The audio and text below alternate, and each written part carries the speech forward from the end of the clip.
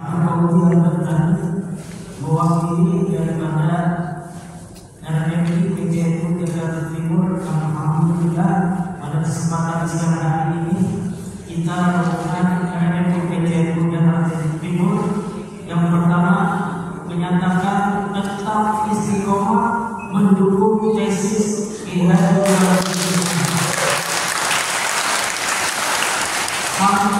mati.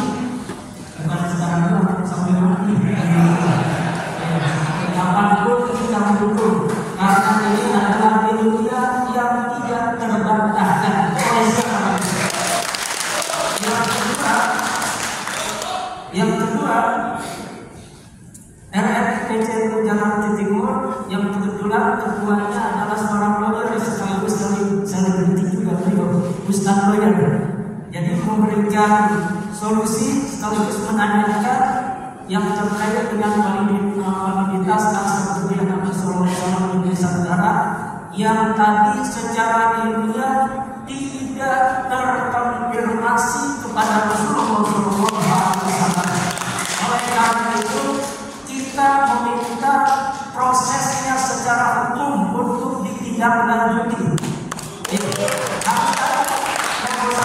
Harus ada dia bagaimanapun dia mereka itu berarti ngaku sebagai juriya Rasulullah Sallallahu Alaihi Wasallam. Harus ada pengawasan hukumnya.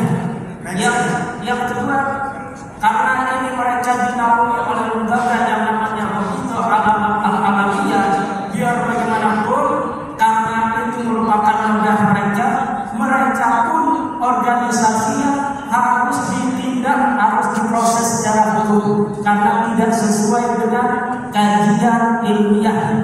Jadi bukan hanya oknum-oknumnya yang ditindaklanjuti secara prosedural hukum, tapi juga organisasinya kudu diproses juga biar mereka dikeluarkan dan negara dalam hal ini wajib hadir. Jangan diam aja negara, karena ini untuk kemaslahatan umat, khususnya rakyat Indonesia. Demikian. Assalamualaikum warahmatullahi wabarakatuh. Pertanyaan ketiga, belum ada yang bertanya. Yang ketiga, bahwa menuntut untuk diadakan kelas action, ya? Menuntut secara hukum kepada siapa saja yang mengaku, memframing, mengkapitalisasi sebagai nasab Rasulullah untuk dilaporkan pada pihak berwajib, dan dengan cara begini mungkin negara akan terpaksa hadir. Sepakat? Saya mohon, ini banyak yang bertanya tentang DNA, karena nanti saya akan jelaskan. Monggo silakan. Nama dan dari mana? Assalamualaikum warahmatullahi wabarakatuh. Bismillahirrahmanirrahim. Alhamdulillahirabbil alamin. Saya dari alumni UIN Syarif Hidayatullah Jakarta. Saya bertanya ya, nama saya Syarif Hidayatullah juga. Alhamdulillah. Semoga setelah tes DNA mungkin bisa dinyatakan sebagai juriya Rasulullah, sebuah kebanggaan dan kemuliaan. Semoga. Pertama saya bertanya langsung. Sebelumnya saya apresiasi terhadap acara ini sangat luar biasa, saya dukung. Karena ini bukan acara yang remeh ya. Acara ini menentukan kebersihan dari tubuh Rasulullah. Jadi jangan sampai kita salah, gitu kan? Khidmat kita mencintai kita sebagai pemimpin Rasulullah, jangan sampai salah kita cinta kepada seorang yang ternyata bukan keturunan Rasulullah. Sementara yang benar-benar keturunan Rasulullah ini malah kita abaikan begitu saja. Dan ini saya alami sekali ketika saya melihat tuh bagus pelosok-pelosok. Ini keturunan Rasulullah, tapi ternyata tidak dihargai, tidak dimuliakan lah sebagai seorang mukmin. Ini salah menurut kita. Nah, semoga setelah acara ini ada perubahan respon terhadap mana sebenarnya ya benar-benar dianggap sebagai keturunan Rasulullah. Langsung saja pertanyaannya pertama, isbat nasab Ba'lawi oleh nasab Ba'lawi ini sekarang masih meyakinkan diri sebagai keturunan Rasulullah adalah salah satunya adalah karena banyaknya isbat-isbat dari nakobah-nakobah di luar negeri. Sebenarnya saya tanya kepada Yai Iman, sebenarnya apa sih sebenarnya kelemahan isbat-isbat yang masih dilakukan oleh nakobah Nordi kepada kepada Robito Alawiyah dan kepada Balawi ini. Dan kemudian apakah ada tindak lanjut seminar internasional dengan mengundang nakobah yang mendukung Balawi ini, sehingga kita bisa memiliki kesepakatan internasional mengenai kebatalan atau kemuntotean daripada nasabah Balawi tersebut. Yang kedua, ini dengan adanya seminar ini, saya terus terang, ini kan merupakan ada bukti yang kuat bahwa bahwa Balawi ini dipertanyakan. Kemudian bagaimana sebenarnya seharusnya sikap kita sebagai muhibbin dalam menyikapi hal tersebut? Apakah kemudian seperti tadi banyak sekali tanggapan-tanggapan untuk menyatakan seperti itu, atau kita tetap gimana gitu? Karena kan ada yang mengatakan kalau kita nggak cinta Rasulullah, nah, seperti itulah. Nah, bagaimana sebenarnya seharusnya kita menyikapi tersebut? Mengenai DNA ini, kemarin kita lihat kan misalnya Najwa Shihab gitu ya, itu kan sudah menyatakan DNA-nya, ya. Dia sudah melakukan penelitian DNA dan dia menyatakan 3% itu dari Arab, cuma 3%. Bagaimana pandangan DNA terhadap hal tersebut, dan banyak juga penolakan terhadap penelitian terkait DNA tersebut karena akurasinya, ya kan? Dan apabila kita melihat DNA Rasulullah juga sudah 1400 tahun yang lalu, yang kemungkinan sangat mungkin DNA-nya beberapa istilahnya mati dan sebagainya. Bagaimana sebenarnya cara ya kita mendapatkan DNA Rasul atau memastikan ini DNA-nya benar dari Rasul, sehingga kita kemudian, dan bagaimana akurasinya, sehingga kemudian kalau perlu kita bikin nakobah sendiri di Indonesia yang memanfaatkan DNA. Dan kalau memang kita sudah punya DNA Rasulullah, semua orang bisa mendaftar, sehingga bisa memastikan dirinya. Kalau mereka ingin menyatakan diri Rasulullah, silakan mendaftar, baik itu dari keturunan Wali Songo maupun keturunan Balawi, silakan gitu. Jadi saya mempertanyakan bagaimana akurasi DNA terhadap hal tersebut. Terus terakhir nih, ini mengenai pada Sukanya. Ya, saya apresiasi sekali terhadap pada Suka ini, ya, pesantren pada Suka yang digawangi Yai Syarif Ahmad ini. Apakah ada rencana pada Suka ke depan dalam menggulirkan kajian terhadap Duriyah Rasulullah ini? Kalau perlu, maksudnya apakah ada rencana pada Suka memberikan donasi untuk pembiayaan penelitian lebih lanjut? Ya, karena ini perlu penelitian terus dan butuh biaya yang besar. Nah, kalau perlu, kan ini kita muhibbin Rasulullah semua ini kan. Nah, ini semua kan penelitian mengenai karena ini penting sekali karena untuk menjaga kesucian Duriyah Rasulullah. Nah, karena itu kalau apakah ada rencana pada Suka ini membuka donasi untuk pembiayaan penelitian lebih dalam mengenai validitas Duriyah Rasul di tanah air.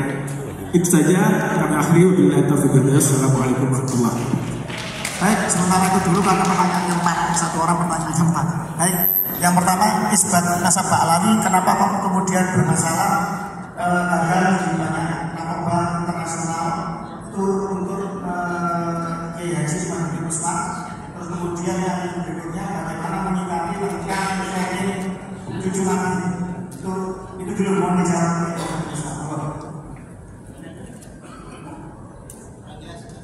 Yang pertama, kenapa isbat nasabah Alawi kok bermasalah? Kok sampai sekarang kita tidak bisa menunjukkan hasil jual dari internasional, dari nakobah internasional? Yang kedua, menyikapi training jahat bahwa mereka sebagai cucu Nabi terus melakukan banyaknya sangat-sangat dan nilai-nilai yang berbahaya bagi kehidupan berbangsa. Zaman ini zaman modern, isbat nasab sekarang yang paling kuat dengan tes DNA.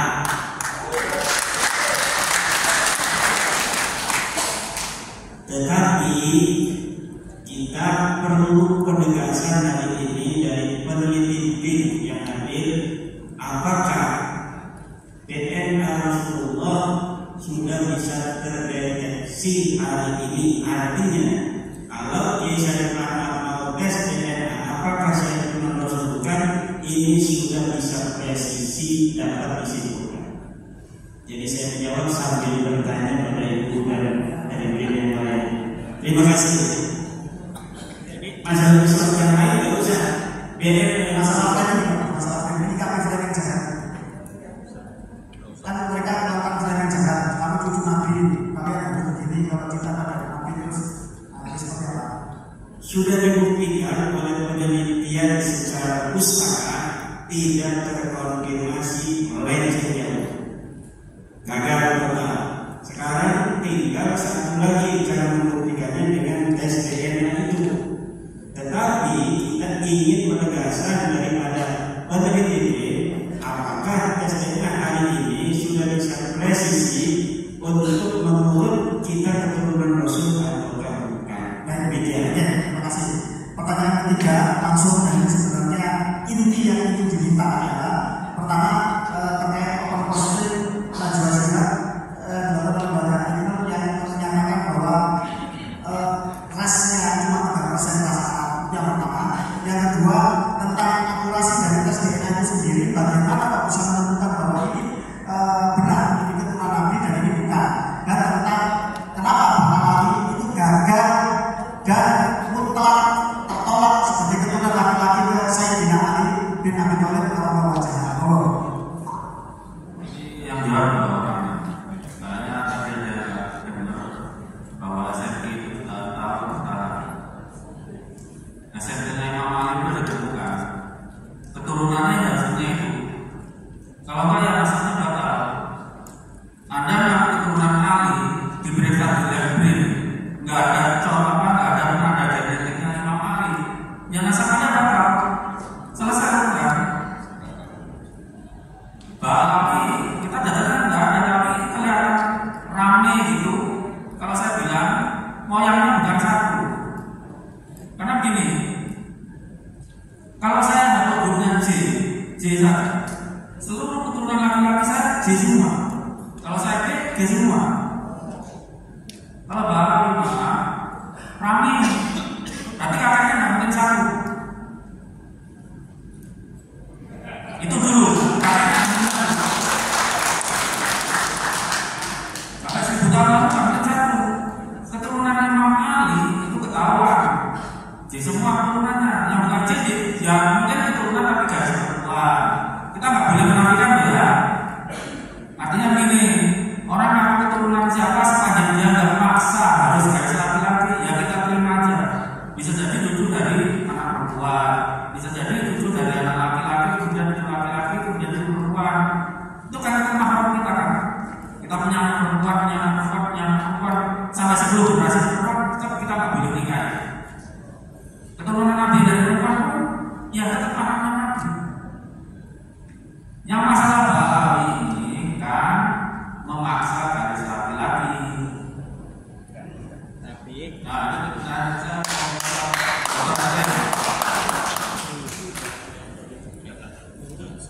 Jelasin sedikit.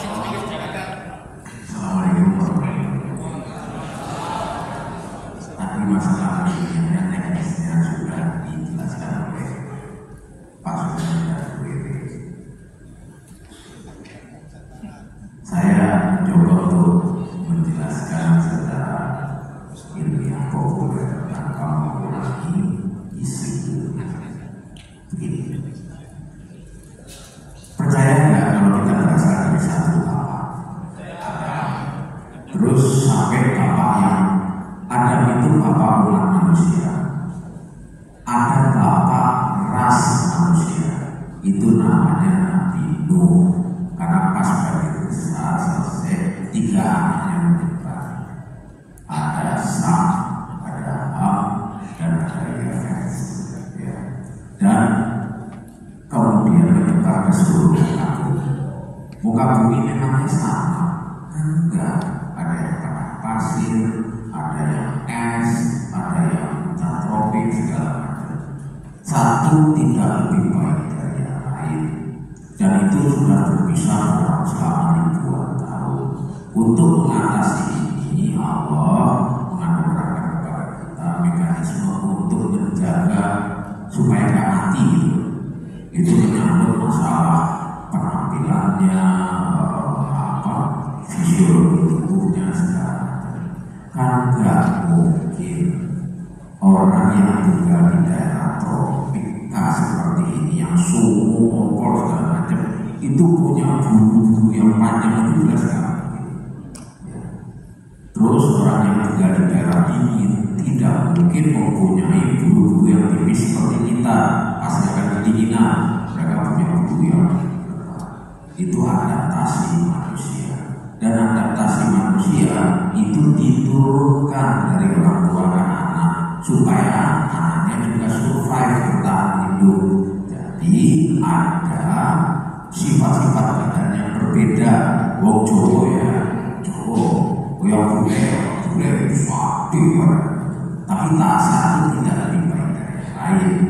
Ya, nah, maksud saya ini, kalau ada perubahan sifat itu pasti berpengaruh pada komposisi gennya. Walau alam bisawab saya tidak tahu, mungkin karena masih usianya masih ribuan tahun, karena berdasarkan data biologi. Saya biolog, saya ahli biologi. Dari genetika diketahui bahwa manusia itu keluar dari Afrika, out of Afrika 200.000 tahun lalu. Jadi masih relatif muda untuk pembentukan spesies baru. Mudah-mudahan sih enggak ya, kejangan sampai maksudnya manusia itu di dalam tubuhnya beragam karena sifat itu diatur oleh gen, maka komposisinya beragam, macam-macam, yang ekspresinya juga beda-beda. Gak mungkin orang yang bulunya tebal tinggal di daerah panas, gak mungkin orang yang tinggal di daerah dingin punya bulu-bulu tipis, tinggal di daerah dingin, orang dari daerah panas ya, masing-masing beda, komposisinya beda, dan itu diturunkan dari anak dari bapak.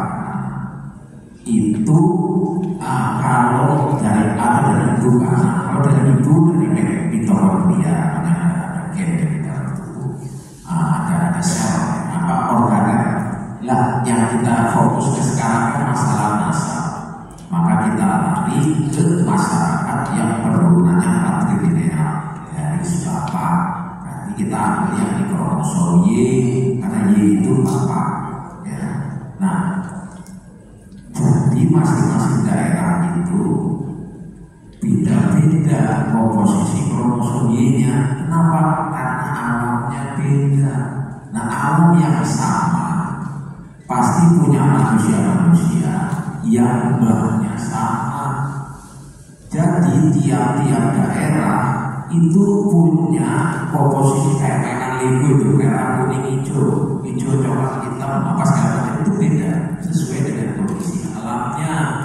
Makanya kalau alamnya begini, komposisinya ini.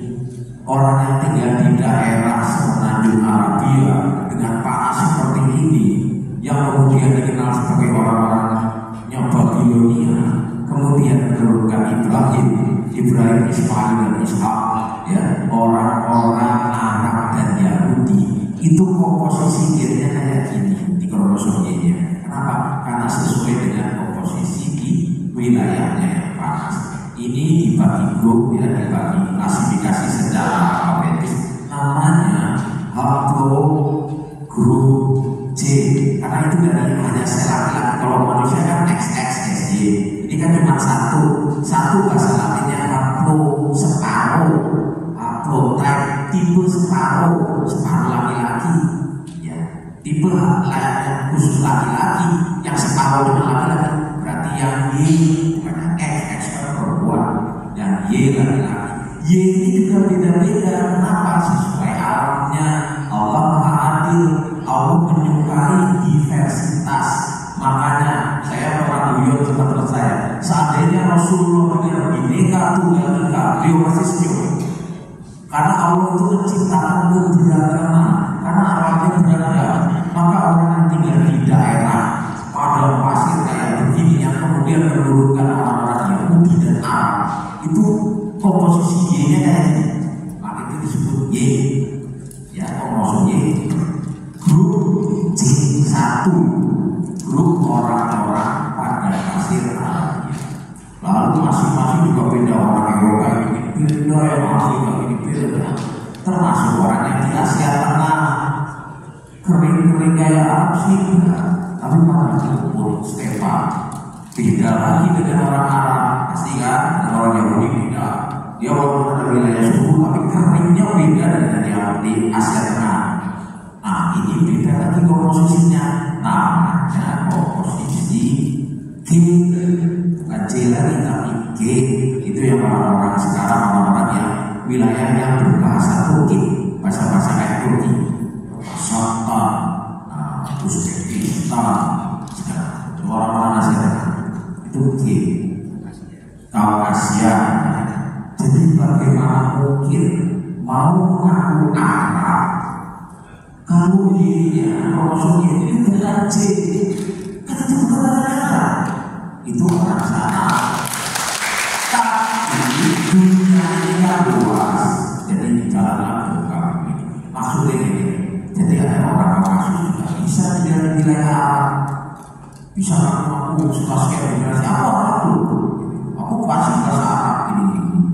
Tapi diperiksa kronolognya kok G bukan C, sampai sekarang di sini bukan aku memang fasih bahasa Arab, wajah juga. Tapi hurufnya, legonya tadi, kalau warna merah kuning hijau, ini kok hitam biru sekali. Tidak mungkin benar ya. Tadi dibilang Rasul, kita bisa berdalil dengan naskah, dengan dalil, dengan kitab segala macam, tapi tidak ada dia. Mohon maaf, menurut lagi saya ambil yang sebentar.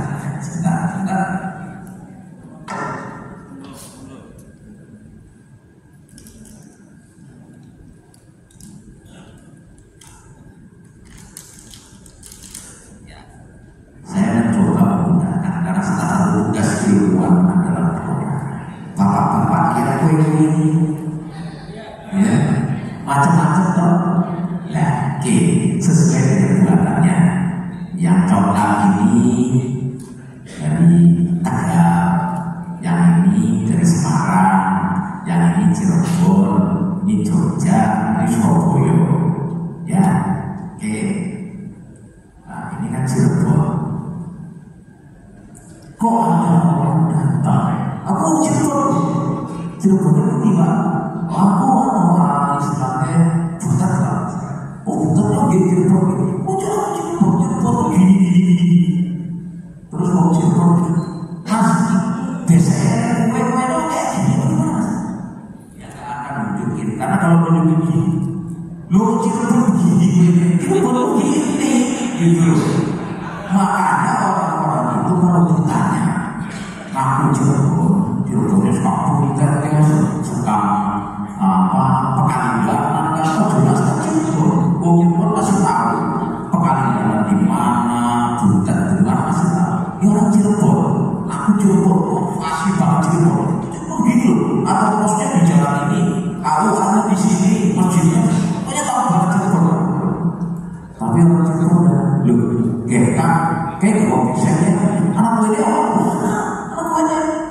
ini kayak gini orang.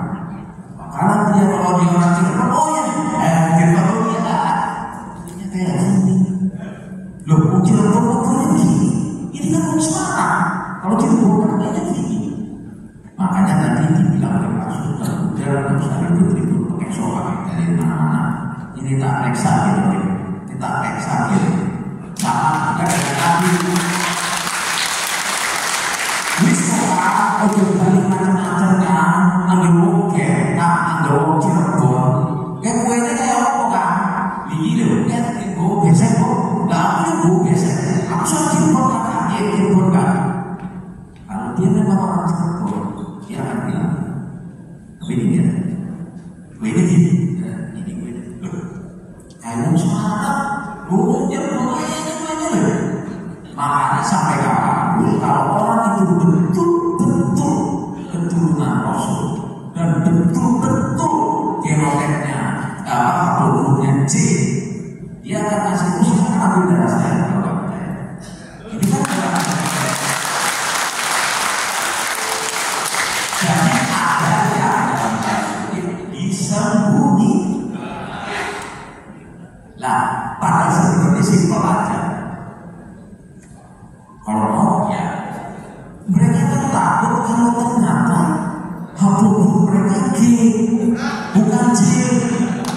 Jangan karena turunan Rasul, wong Arab aja bukan. Saya tidak menuduh mereka ahlul bait bukan. Tapi kalau memang jadi gini, ilmuwan dan Islam kebetulan sama. Makanya di masa lalu ilmuwan masa lalu yang fondasinya sampai sekarang tetap dipakai termasuk genetik itu ulama-ulama Islam.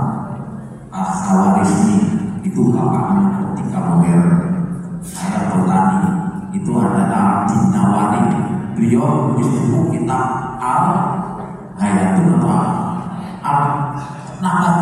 Al-Nabati, jadi tentang tumbuhan. Saya Tolani sebut, saya mau belajar itu, dan kami mengakui bahwa salah satu ilmuwan botani dunia itu adalah Ad-Dinawani. Ad-Dinawani yang menulis tentang apa yang di dalam bahasa Arabnya itu saya lupa namanya, yang kalau diterjemahkan intisari dari sesuatu yang penting itu apa? Pala. Beliau menulis tentang cengkeh. Cengkeh itu dan pala ini berasal dari wilayah Malul, negara dengan wilayah yang banyak rajanya, Malul. Jadi sebelum bilang segala macam ukuran Islam sudah tahu itu. Makanya para ulama muslim yang juga masih diteruskan oleh kami sampai hari ini, detik ini adalah mengatakan ilmuwan itu boleh salah tetapi tidak boleh bohong. Nah, ini gunanya sebaliknya, orang yang jahat itu atau orang yang menyembunyikan kebenaran, sebenarnya kita boleh bohong tapi nggak boleh salah kalau bohong. Nah, kalau kami dan kaum muslimin sebenarnya yang disampaikan juga oleh Rasulullah adalah kita ilmuwan atau orang-orang berilmu atau kalau kita kan sebut alim ulama ya. Alim ulama itu manusia, bukan dewa, manusia setengah dewa. Alim ulama itu bisa salah, tapi tidak boleh bohong. Jadi kalau ada sesuatu yang disembunyikan, dia tidak mau kasih sesuatu, berarti ada yang bohong. Nah, daripada ribut-ribut, yo pers ketik dalam tak bisa. Akhir memang sampai benar, tapi akhir belum. Kalau muslim boleh salah, tapi nggak boleh bohong. Rasulullah pernah salah nggak? Pernah, tapi kesalahannya kecil.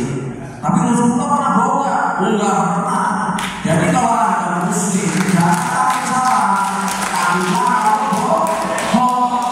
Nah, seperti saya bilang oleh bapak-bapak semua, bahwa baik di dalam ilmu apapun juga, ya kita itu bisa hanya sampai ke kesimpulan yang salah, tapi tidak boleh bohong.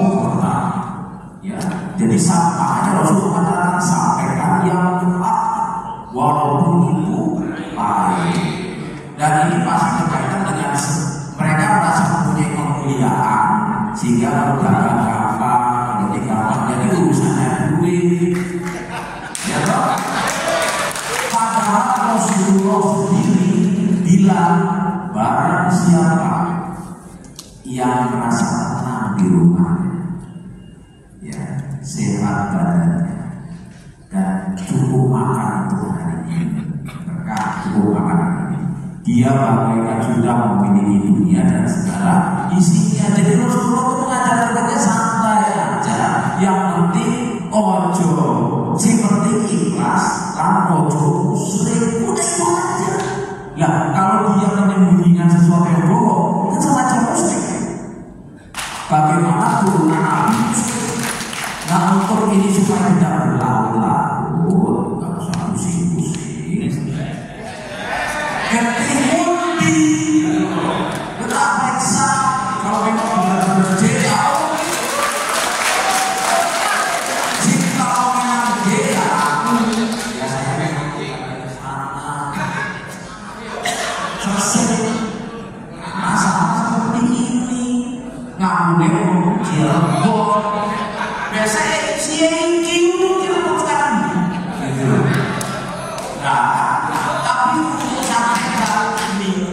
kalau ini digesek, geseknya disalahin.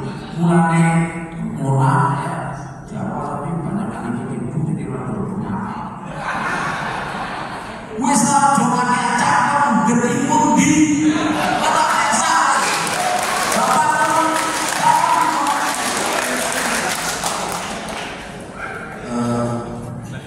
Terima kasih. Mohon maaf, moderator. Ini karena waktu yang kedua, ini karena peserta yang sudah pulang karena memang tanya jawab sudah dari DNA juga.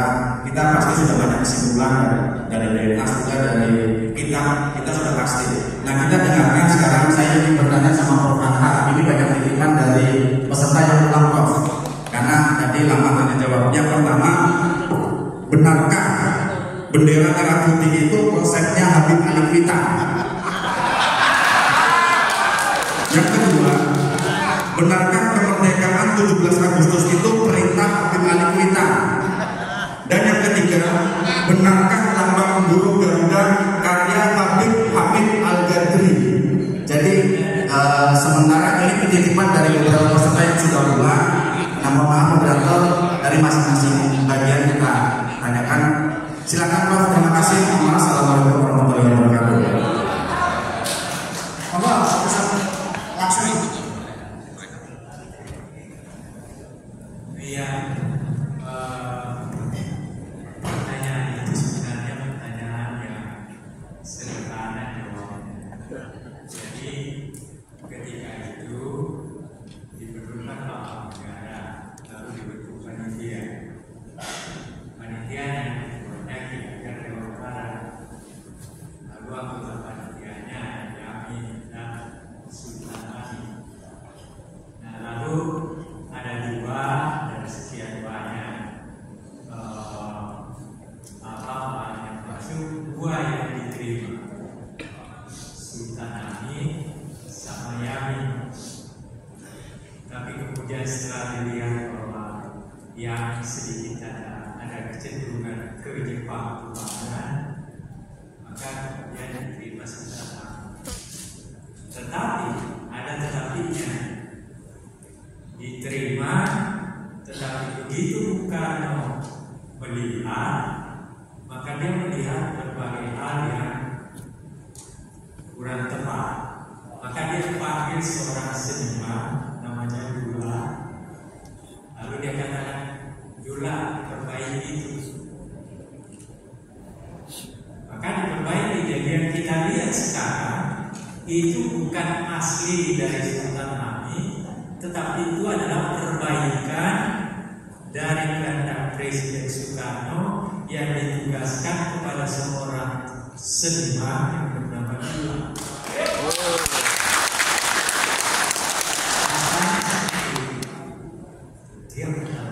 Yang kedua, saya menolak Sultan Hamid sebagai pahlawan nasional karena pada tahun 1947 pangkatnya dinaikkan dari kolonel menjadi major jenderal di negeri Belanda.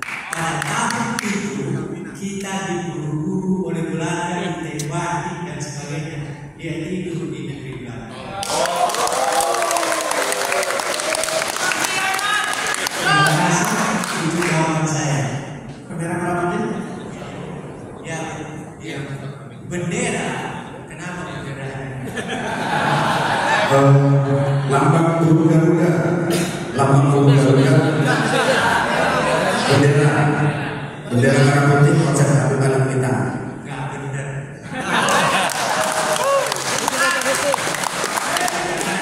Begini, jangan menggunakan sesuatu yang penting bagi negeri kita hanya untuk kepentingan negeri kita dalam Yang ini Prof. izin, benarkah kemerdekaan 17 Agustus itu perintah Habib Alifita? Apakah kemerdekaan 17 Agustus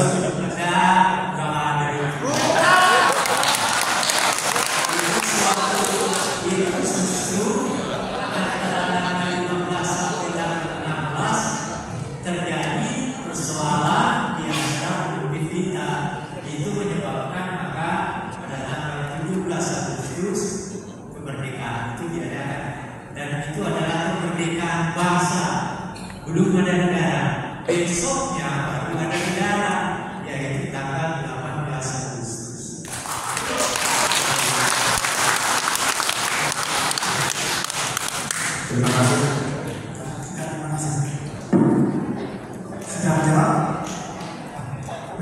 Kiai Syarif ada mau disampaikan tadi terkait dengan masalah seruan untuk melakukan penelitian lebih lanjut. Mohon pada saya. Pertama saya apresiasi karena mereka terlalu sempit tadi, maka saya dulu teman-teman saya banyak 100 kiai sudah pulang karena kita kelamaan makan. Sebetulnya saya kecewa dengan kita sendiri.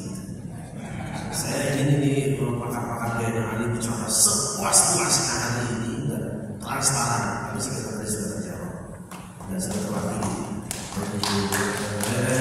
Semuanya saja sudah terwakili, meskipun nanti beliau yang satu belum bicara. Saya kira di sini nanti ada happy endingnya untuk apa tadi SDM. Insya Allah jika pertemuan ini bisa kita buat kesepakatan pada sebabnya anak bulan untuk bicara kepada negara, bantu bangsa ini SDM.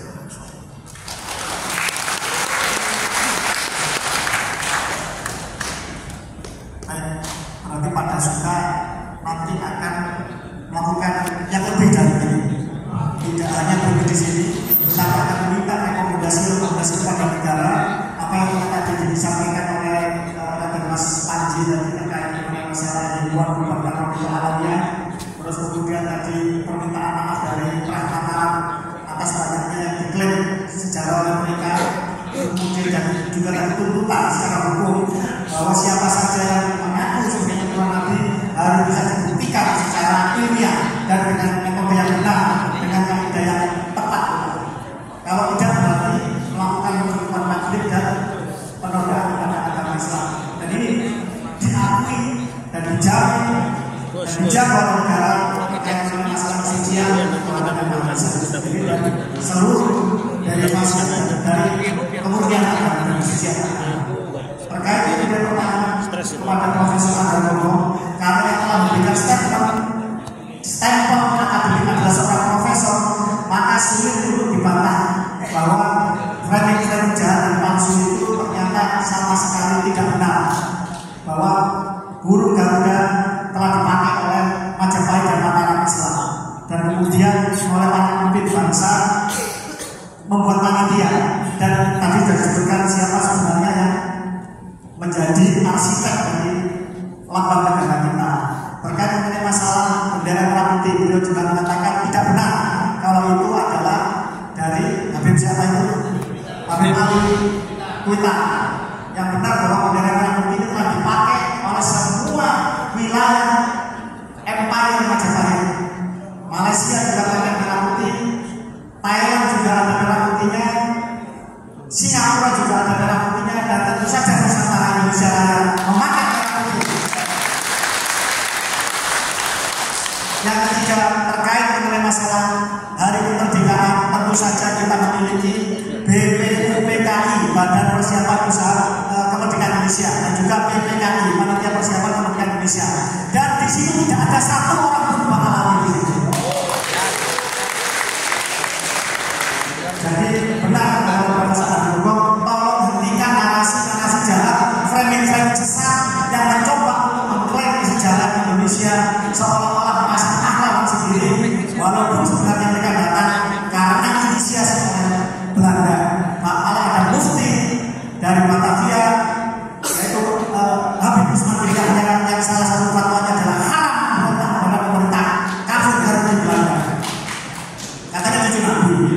Kok kemudian malah memadamkan pemerintahan perlawanan-perlawanan dari untuk melawan kolonialisme. Ini kan suatu hal yang sangat patut dipertanyakan, dan masih banyak hal yang bisa dikupas dan dibongkar. Baik, ada lagi pertanyaan atau mungkin sudah cukup dari ya, mau closing dari DNA dari Dr. Sandi Setiabu. Assalamualaikum warahmatullahi wabarakatuh. Terima kasih Bapak. Jadi saya sih semangat dulu ya dari pagi ini.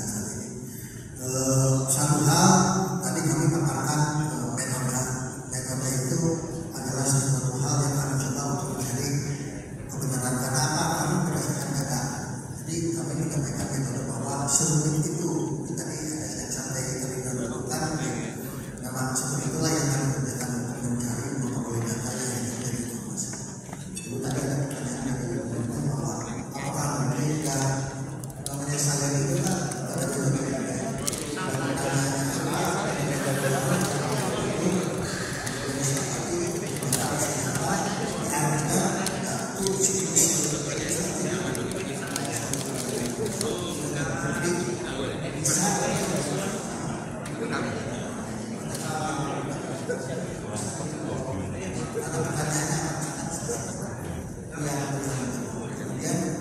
ini sebagai riset saintis menghindari konflik of interest. Kami mencatat sisi hal ada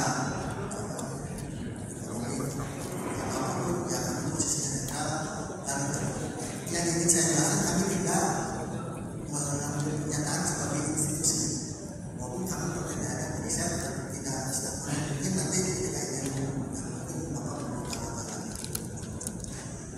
satu hal sih ini hanya buat saya dan yang dimaksudkan ada dua untai yang ketika satu beribu kemudian buat saya sih itu sebuah keinginan.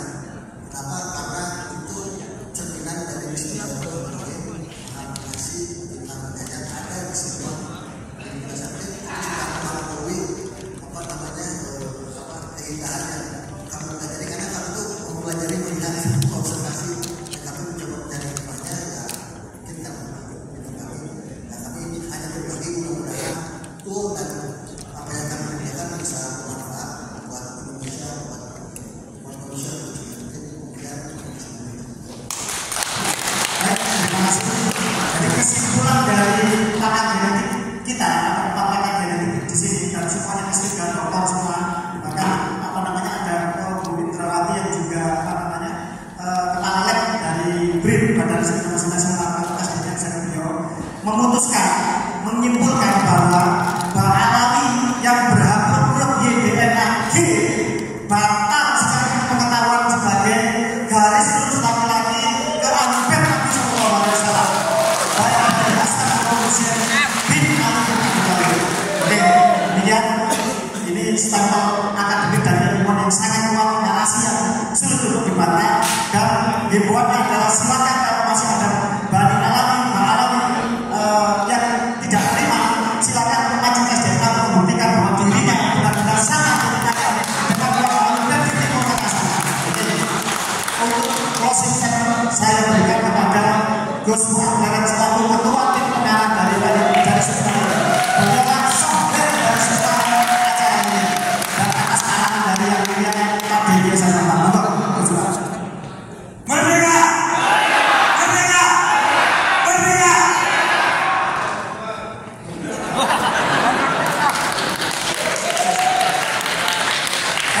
Kalau begitu langsung berdoa mohon terakhir saya biasanya jadi